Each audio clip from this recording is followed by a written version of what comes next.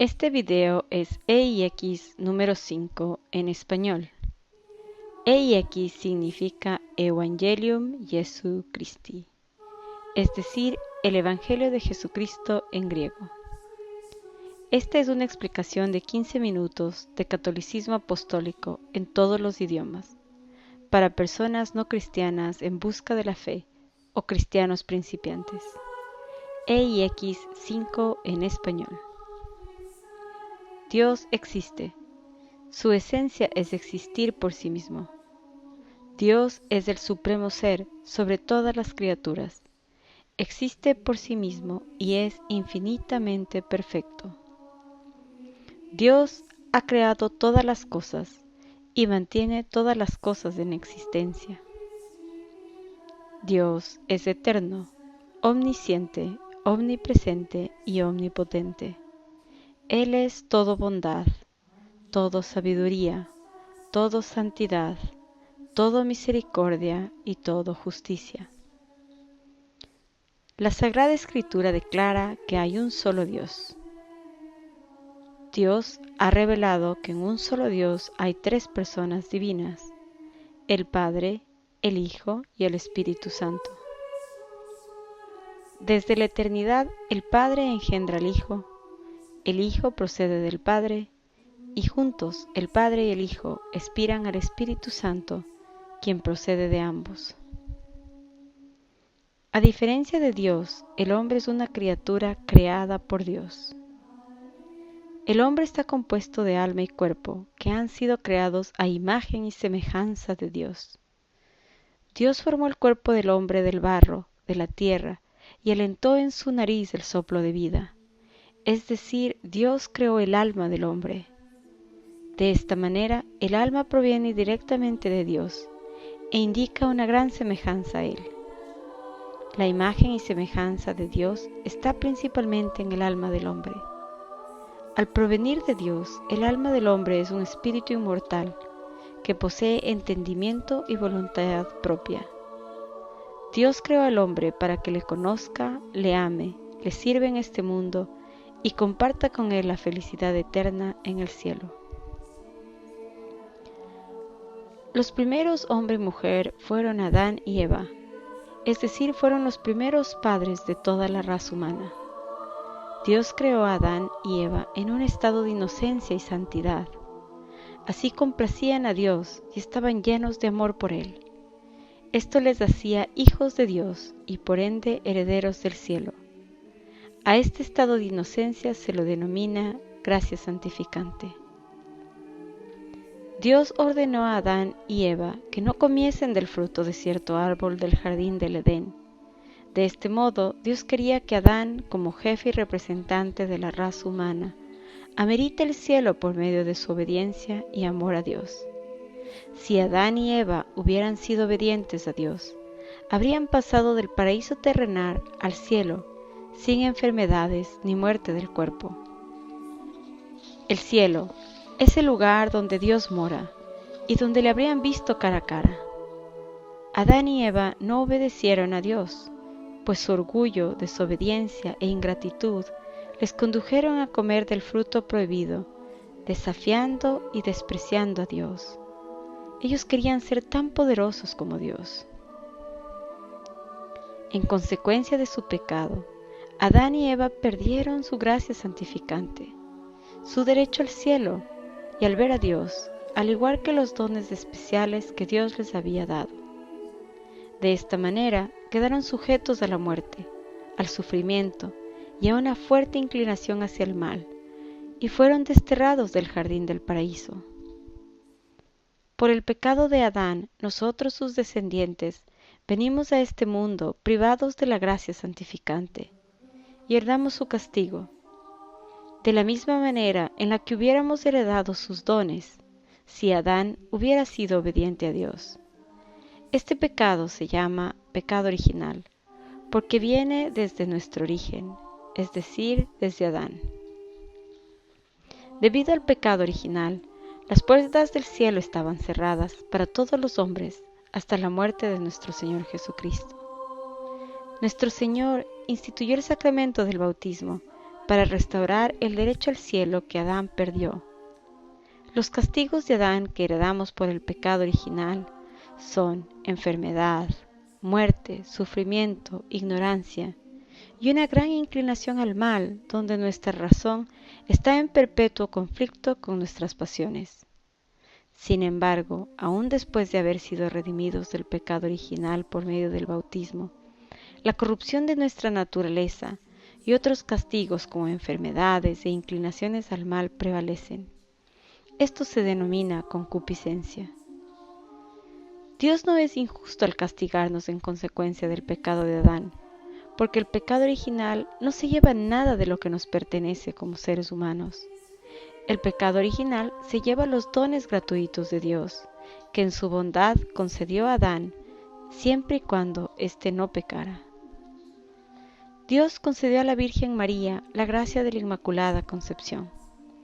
Este privilegio único fue otorgado por los méritos de su Divino Hijo, nuestro Señor Jesucristo. La Virgen María fue preservada de toda mancha del pecado original desde el primer momento de su concepción. Por esta razón, María llama a Dios el Salvador. En efecto, cuando Eva pecó, ella perdió su pulcritud. En cambio, nuestra Madre, María, se mantuvo inmaculada y sin mancha hasta el final de su vida. Dios no abandonó a Adán después de la caída por el pecado, pero le prometió enviar un Salvador para que librase al hombre de sus pecados y reabriera las puertas del cielo. El Salvador de los hombres es Jesucristo. Los hombres reconocerían al Salvador o Mesías a través de algunos signos que Dios reveló por medio de los profetas. A ellos les reveló el advenimiento del Mesías, su persona y los sufrimientos que iba a padecer. Son más de 300 profecías acerca del Mesías que se encuentran en el Antiguo Testamento. Todas y cada una de estas profecías se cumplieron en la persona de Jesucristo. Él es el Redentor, el Salvador que Dios en su misericordia nos lo prometió. La Iglesia Católica nos enseña que Jesucristo es Dios hecho hombre. Cristo mismo dijo que Él es Dios. Los judíos condenaron a muerte a Jesús por blasfemo y autoproclamarse Hijo de Dios. Cristo probó lo que proclamaba a través de sus grandes milagros, su conocimiento acerca de todo y la santidad de su vida. Cristo obró estos milagros en su propio nombre. En cambio, sus seguidores obraron milagros en nombre de Dios. Los apóstoles, es decir, los seguidores de Cristo, quienes murieron dando testimonio de su fe, enseñaban simple y llanamente que Cristo es Dios. La Iglesia Católica enseña que Jesucristo es Dios. Jesucristo es nuestro Señor, el Hijo de Dios, la segunda persona de la Trinidad. Él es una persona divina con dos naturalezas, una humana y la otra divina. Cristo es verdadero Dios debido a su naturaleza divina. Cristo es verdadero hombre debido a su naturaleza humana. En su naturaleza divina, Él es la segunda persona de la Santísima Trinidad. Dios Hijo, el Verbo eterno. Él obtuvo la naturaleza humana de su madre. Las dos naturalezas permanecen unidas a pesar de ser distintas, salvaguardando la propiedad de cada una de estas. Es decir, la una no anula a la otra. A esto se le denomina la unión hipostática. El Hijo de Dios eterno, todopoderoso e infinito, asumió voluntariamente la naturaleza humana con todas sus debilidades. Esto se llama la encarnación. Por virtud de la encarnación, Jesucristo vino a la tierra. El Hijo de Dios fue concebido y hecho hombre bajo el poder del Espíritu Santo en el seno de la Inmaculada Virgen María. Jesucristo tuvo una madre humana, pero no un padre humano. La Santísima Virgen María permaneció virgen toda su vida. La vida de Jesucristo puede ser dividida en 3 partes. La primera, su niñez hasta cuando cumple 12 años. La segunda, su vida oculta desde los 12 hasta los 30 años, cuando inicia su vida pública. Y la tercera, los 3 años de vida pública hasta su muerte y resurrección a la edad de 33. La noche antes de su crucifixión, Jesús fue traicionado por uno de sus discípulos, quien le entregó a los líderes judíos. Jesús fue tratado cruelmente por los sacerdotes judíos y los fariseos, quienes le odiaban y le rechazaban como el Mesías prometido. Los judíos entregaron a Jesús a los romanos y convencieron a su líder, Poncio Pilato, que lo sentencia a muerte. Jesús fue torturado por los soldados romanos. Luego le clavaron en la cruz y padeció una muerte muy dolorosa. Jesús murió el Viernes Santo, el mismo día de la Pascua judía, en el monte denominado Calvario, a las afueras de la ciudad de Jerusalén. Una vez que falleció, bajaron el cuerpo de Jesús de la cruz, y fue puesto en el sepulcro, es decir, una tumba cerrada con una piedra inmensa. Jesucristo es el Redentor de toda la raza humana. Jesús ofreció sus sufrimientos y su muerte a Dios como sacrificio para expiar los pecados de los hombres y restaurar el don de ser hijos de Dios y herederos del cielo. Un redentor es la persona que paga para recuperar algo perdido. Esta persona satisface o compensa una ofensa hecha por otra persona. Ninguna criatura por sí misma podía expiar el pecado. El pecado ofende infinitamente a Dios, y por eso se requiere de una expiación infinita. Por esta razón, Jesucristo, verdadero Dios y verdadero hombre, alguien infinito, era el único que podía expiar infinitamente el pecado. Sin embargo, no toda persona se salva, puesto que rechazan las gracias y los beneficios que son el mérito de la pasión y muerte de Cristo. Jesucristo resucitó de entre los muertos en el domingo de Pascua, es decir, al tercer día después de su muerte. Jesús resucitó de la muerte manifestando su victoria sobre el pecado y la muerte, para así convertirse en la fuente infinita de la misericordia y la justicia de Dios. Jesús predijo su resurrección, y sus enemigos sabían que iba a resucitar de entre los muertos como lo había predicho. La resurrección de Jesús es una obra de la Santísima Trinidad. Él mismo, como la segunda persona de la Trinidad, está incluido en esta obra. La resurrección de Jesús es una verdad indiscutible en la que se apoya la fe cristiana. Jesús realmente murió en manos de los romanos, fue realmente sepultado, retornó a la vida eterna, resucitó de entre los muertos y se apareció a muchos testigos. La resurrección de Jesús nos muestra que Él es verdadero Dios y nos enseña que nosotros también resucitaremos de la muerte.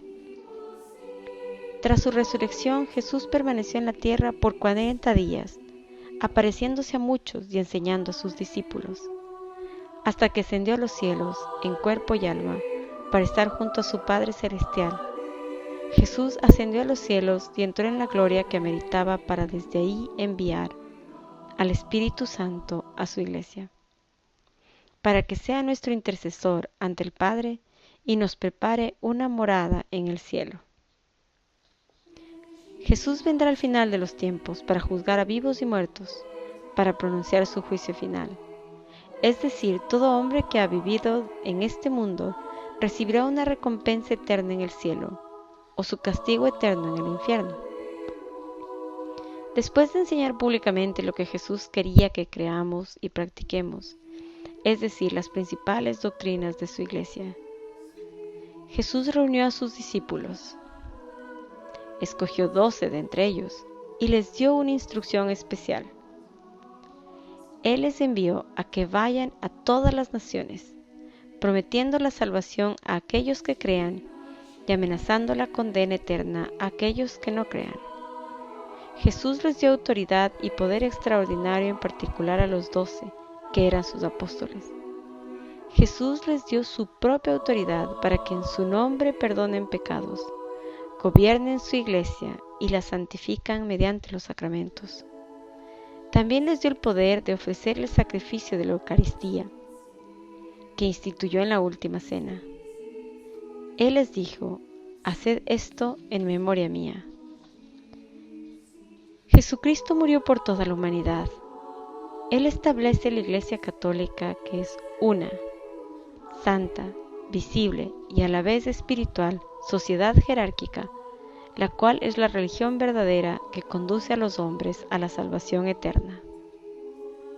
Jesús otorgó a la Iglesia Católica la autoridad de enseñar, gobernar, santificar y salvar a todos los hombres. Jesús promete que las puertas del infierno no prevalecerán contra su Iglesia. La Iglesia Católica es el cuerpo místico de Cristo en la tierra y el medio necesario de salvación para la humanidad entera. Jesús nos dio su Iglesia para que todos se beneficien y no solo unos pocos. No hay salvación fuera de la Iglesia. Dios mismo ordenó que todos seamos miembros de su Iglesia. Por esta razón, quien deliberadamente desobedece este mandamiento, no se salvará. Quien por su propia falta opte por permanecer fuera de la Iglesia se perderá eternamente. Sin embargo, algunas personas que no conocieran la Iglesia Católica a través de los siglos, podrían salvarse por su deseo implícito de ser bautizados.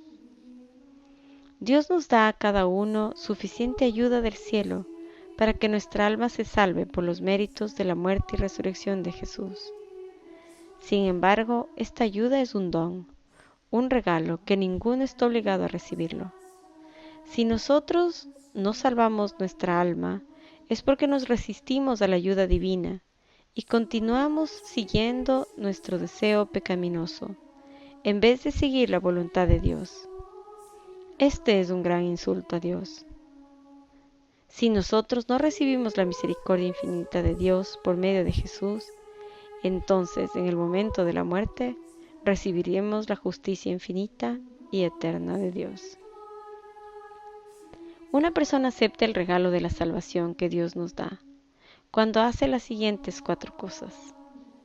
Primero, creer en el mensaje del Evangelio. Este es el mensaje del Evangelio. En Jesucristo, el Hijo de Dios hecho hombre, quien reparó por nuestros pecados al morir en la cruz y resucitó de entre los muertos para nuestra salvación, y quien vendrá a juzgar a vivos y muertos. La salvación es ofrecida a toda la humanidad como un don de la gracia y la misericordia de Dios. Segundo, arrepentirse de los propios pecados. Tercero, bautizarse para la remisión de sus pecados. Y cuarto, seguir a Cristo como su discípulo y confesar sus pecados a un sacerdote si vuelve a caer en pecado. Todo inicia con una oración humilde y contrita a nuestro Señor del cielo y la tierra, quien es nuestro Creador, Redentor y Juez.